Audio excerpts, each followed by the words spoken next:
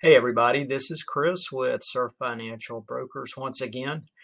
And every once in a while, someone will just throw a number out as far as what they need for life insurance. They'll just tell me, I just need $100,000. And they're kind of spitballing it, as we say, instead of actually doing the calculations to find out what the correct amount of coverage is that they need.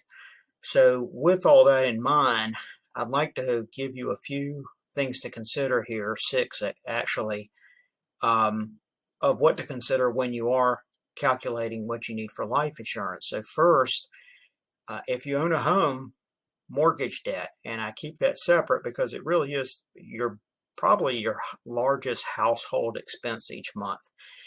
If you have a balance of $100,000 on your mortgage, then just figure that in as $100,000 worth of coverage you would need.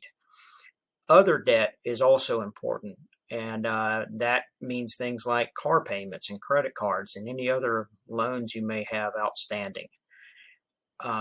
Third, consider final expenses. A lot of people will try to just figure in the amount of a funeral, and that's fine, but considering inflation as well, because if you buy a $10,000 policy for final expenses today, a funeral may cost you 50% more by the time you actually do pass away.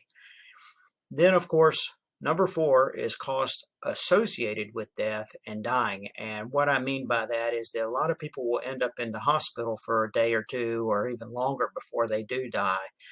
And, so there's going to be some medical bills, there's going to be some deductibles and co-pays and co-insurance. That needs to be figured in as well. If you have a high deductible medical plan, figure that deductible in there as well. Um, One of the things that a lot of people don't figure in and they just overlook it is income replacement. If you're the main breadwinner in the household and you were to die unexpectedly, your family is going to desperately need that lost income. And things just happen. You're going to have cars that need to be repaired and refrigerators that need to be purchased or repaired and maybe a new roof on the house and things like that. That's where that lost income is going to come in. So figure in your maybe 5 years worth of your income and figure that into the situation as well. And if you have kids at home, one of the other things you might want to consider is education costs. There are people that don't want their kids to have to take on student debt, and if life insurance can help pay for tuition, that's a good thing.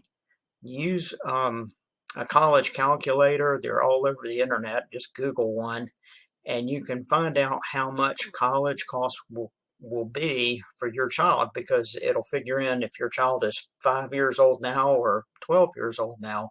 It can make a big difference. All of this, of course, means nothing if you don't find something that's in your budget. So if you can't afford it, it's not going to matter.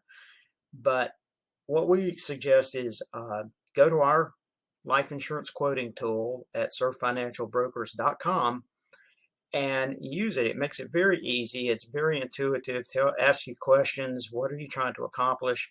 And it'll give you a good number of what you actually need for your life insurance. If we can help you out with anything, look us up on the web, surffinancialbrokers.com. You can book an appointment with us, or you can run your own quote, and we'll be happy to walk you through it and answer any questions you have.